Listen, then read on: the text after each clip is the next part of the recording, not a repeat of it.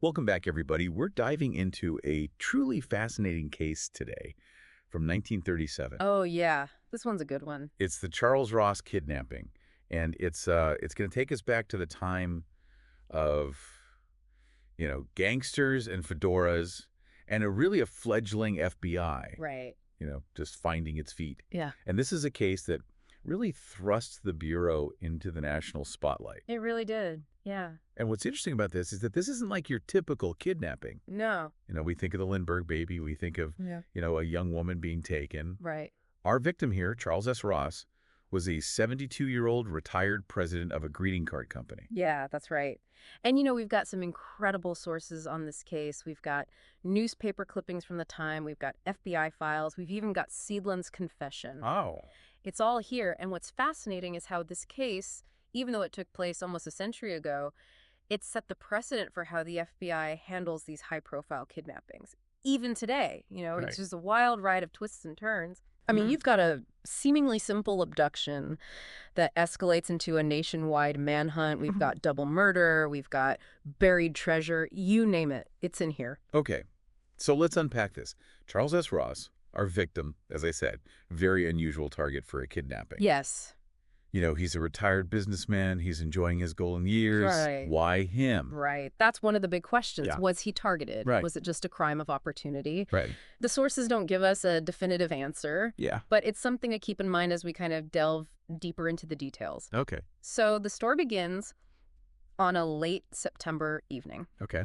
Charles is driving with his friend, Miss Florence Freehage, near Chicago. Okay. They notice a car tailing them, flashing its headlights, kind of insistently, like trying to get them to pull over. I can only imagine.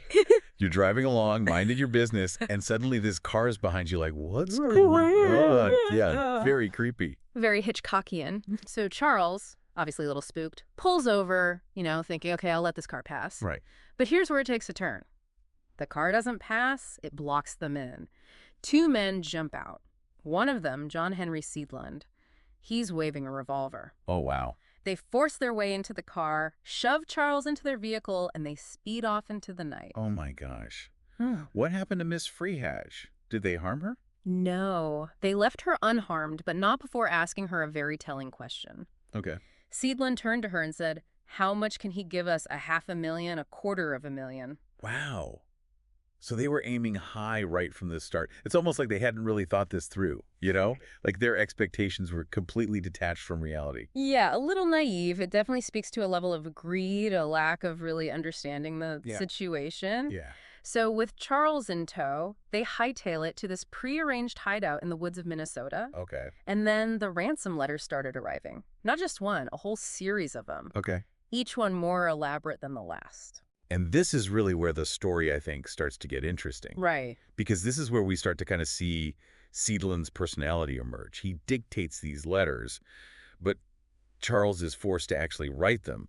So it's just this, chilling display of control and manipulation. Yeah, it really is. And from what I've read, I mean, the detail in these letters is mind-boggling. They don't just demand the money. No. They've got this very specific way they want it delivered. Yeah, absolutely. Incredibly specific instructions. Everything from the ransom amount, which was a hefty $50,000, Wow. to the precise denominations of the bills. They even demanded they be non-consecutive and unmarked. Oh, wow. Yeah, and they were very aware of the FBI's involvement, Oh, I bet. even going so far as to refer to agents as vitamin G in one of the letters. Oh, that's kind of funny.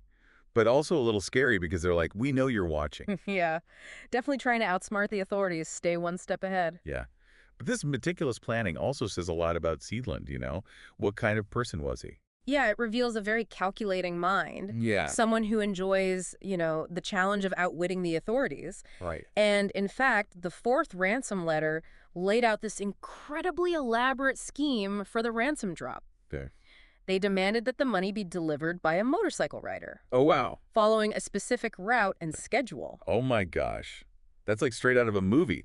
A lone motorcyclist speeding through the night, dropping this bag full of cash at some prearranged location. Yeah, it really captures the imagination. Yeah. And it raises the question, why this elaborate method? Right. Why all the theatrics? Why all the unnecessary risk? Yeah. Did they think it would make them harder to catch? more intimidating? Maybe. Or was this just Seidlin's way of asserting control, orchestrating this big, elaborate game? It's hard to say for sure. Yeah. But what we do know is that the ransom was paid. Okay. The drop went off without a hitch, but that's where things take a very dramatic and unexpected turn. All right. So they got the money. They did. You would think, end of story. Right. Charles goes free. Huh? The kidnappers disappear with their loot. But this is where the case takes a dark and frankly disturbing turn. Absolutely. Yeah, I mean, they got what they wanted. Right. You would think that would be it, right? You'd think. But it wasn't. It wasn't. Charles was never seen alive again. Nope. What started as a kidnapping for ransom turned into something far more sinister. It really did. And this is where it's like, wait a minute, I'm trying to get into the mind of a criminal, right? Right. They go to all this trouble, Yeah. orchestrating this ransom drop, Right. and then they kill him anyway. Right. What Yeah. was the point of all that? It's baffling, isn't it? It seems like greed just completely took over. Right. And, remember, Sedlin was no stranger to the criminal world. He had a pretty lengthy rap sheet, Oh, really? bank robberies. He had even attempted a kidnapping before that went wrong.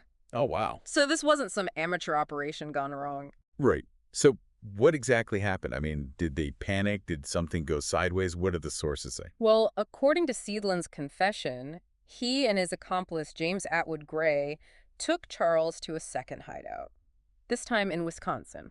Okay. And it was there that things kind of went south. Okay. There was a fight that broke out between the two It's like, kidnappers. wait a minute, a fight between them. Between them. So Yeah. they got the money and now they're fighting. Like, what were they fighting about? Well, the details are a bit murky, Yeah. but it's possible that they disagreed on what to do with Charles after they got the ransom. Oh. Yeah. Maybe Gray wanted to release him. Maybe Seidlin saw him as a liability, a loose end. Right. He didn't want to risk getting caught. Oh, gosh. And that's when it happened. Sadly, yes. This disagreement turned deadly. Seidlin, in a fit of rage, shot and killed both Charles and Gray. Oh, my gosh. And then he disposed of their bodies in a shallow pit. He buried the typewriter that was used to type those ransom letters. And he also buried a significant portion of the ransom money, over $32,000, with the typewriter. Wow. He was trying to cover his tracks. So Hmm. he's a double murderer now, on the run, with a pocket full of cash. Yep. What did he do next? Did he, try and lay low? Not quite. He decided to go on a cross-country spending spree, trying to launder the money, evade capture. He went from city to city, leaving a trail of those ransom bills in his wake. And all this time, the FBI is on his trail, right? I mean, they're trying to piece together his movements, like where he's going. Oh, yeah. They were hot on his heels. They were meticulously tracking those serial numbers from the ransom bills, following the trail as it went across the United States. Yeah. This was a massive undertaking. It really speaks to their dedication and their investigative skills. Right. Even back then. I mean, this is 1937. Exactly. So it was like cat and mouse, right? Yeah. A real cross-country chase. Yeah. Seidlin's living this fugitive life. Right. Trying to stay one step ahead while the FBI is slowly closing in. Yeah. It's a classic crime story, It really is. full of suspense. Absolutely. And you know what? Despite being a wanted fugitive, Seidlin couldn't resist his old vices. He ended up at the Santa Anita racetrack in California. A place known for gamblers and high rollers. Yeah, I've heard of it. So he couldn't resist a little wager, huh? It seems so. Even with the FBI breathing down his neck, he just couldn't stay away from the track. Of all the places to lay low, a racetrack seems like a bad choice. You would think so. I mean, it's teeming with people. There's security, eyes everywhere. Right. But it seems Seidlin thought he was invincible. Oh, yeah. He underestimated the FBI's tenacity, their ability to anticipate his every move. Yeah, that's where they finally caught him, right, at the racetrack. Exactly. The FBI, working with racetrack officials, they set up this brilliant sting operation. Oh, wow. They had agents posing as cashiers, checking the serial numbers of every bill that passed through their hands. Talk about high pressure. I can't even imagine. I know. They're looking for one specific bill. A needle in a haystack. Yeah. And they know this wanted killer could be standing right in front of them. It was a really delicate operation. Yeah. But they were ready. Yeah. And sure enough, Seidlin, feeling all confident, strolled up to a betting window and tried to place a bet using, you guessed it, a ransom bill. Oh, no. Yeah. Game over. That's it. FBI swooped in, apprehended him without any incident, and took him into custody. Can you imagine the look on his face? He must have been like, oh, shoot. I know. I thought I was smarter than this. I bet he was surprised. And initially, he denied everything, claimed he got the money from some shady characters he knew. But the evidence was just too strong. Yeah, Serial number matched. that's it. Game over. It was all over. And that's when he finally cracked. He confessed everything to, of all people, J. Edgar Hoover himself. Wow. What a moment for the FBI, though, right? Yeah. Especially for Hoover. He was really trying to make the Bureau, the crime-fighting force in the nation. Absolutely. This was a huge win for them. Yeah, And Seidlin's confession gave them those missing pieces of the puzzle, right. but it also revealed this really chilling lack of remorse on his part. Oh, really? Oh, yeah. He almost seemed proud of his perfect crime. Wow. Boasting about his meticulous planning and how he was able to outsmart everybody. It's scary to think that, for some criminals, it's not just about the money. It's about the thrill of it all. Yeah. The power, the control. The challenge. Yeah. But, the FBI had their victory, but the story wasn't over, right? I mean, Seidlin still had to face justice for what he had done. Oh, absolutely. So they got him back to that Wisconsin hideout. Did they find, what they were looking for? They did. They recovered the bodies of Charles Ross and James Atwood Gray, Oh, gross. bringing, a sad end to that part of the story for their families. They also dug up the buried typewriter, along with $32,645 of the ransom money. Okay. But he had been, living it up, right? Oh, yeah. Fancy dinners, Spending. gambling. Oh, yeah. He was living large. So is the rest of the money ever recovered? Well, that's actually a mystery to this day. Sudlin claimed she blew through most of it, Okay. but there's some people who believe that a portion of it is still out there somewhere, buried, stashed away. It's become a bit of a local legend. Wow. A real-life treasure hunt. So, I mean, this case, even without the missing money, this case really, it put the FBI on the map, didn't it? Oh, absolutely.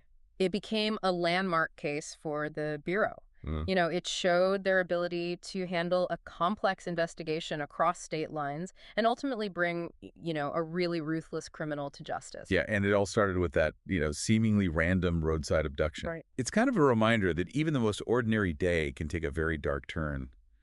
But we can't forget about the victims in all of this.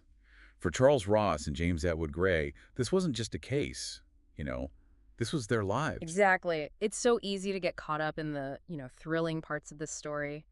The ransom notes, the chase across the country, the sting operation. Right. But we have to remember the human cost. 2 innocent people died because of Seidlin's greed and brutality. It's really sad. So after his confession, what happened to Seidlin? Well, he was brought back to Chicago to stand trial for kidnapping and murder. And, facing all that evidence against him, he pled guilty. Okay. But the jury, acknowledging the severity of his crimes, they recommended the death penalty. And that was it. On July 14th, 1938, Seidlin was executed just a few weeks before his 28th birthday. Wow. It's a story that really makes you think, what if Seidlin had made different choices? What if he hadn't been so consumed by greed? Could things have ended differently? That's a good question to ask yourself. The Ross kidnapping is a story about ambition gone wrong, greed, the devastating impact of violence. It really makes you stop and think. Yeah. As we wrap up this deep dive, I'm left with this, kind of a sense of fascination, but also, unease. I get it. This meticulous planning, the audacity of it all, Mhm. the desperate attempts to escape. It's all very captivating, but it's also a reminder of how fragile life is and the darkness that can exist in the human heart. You said it. Well, if this deep dive has sparked your interest in, those early days of the FBI and their pursuit of justice, I encourage you to check out some other cases from this era. Yeah, that's a great idea. It's a fascinating world of stories that give you a glimpse into the criminal underworld and the dedication of the people who work to bring these criminals to justice. Each case a piece of history, each one a reflection of, the complexities of human nature. Yeah. It's been a fascinating deep dive, and we appreciate you joining us. As always, a pleasure to be here.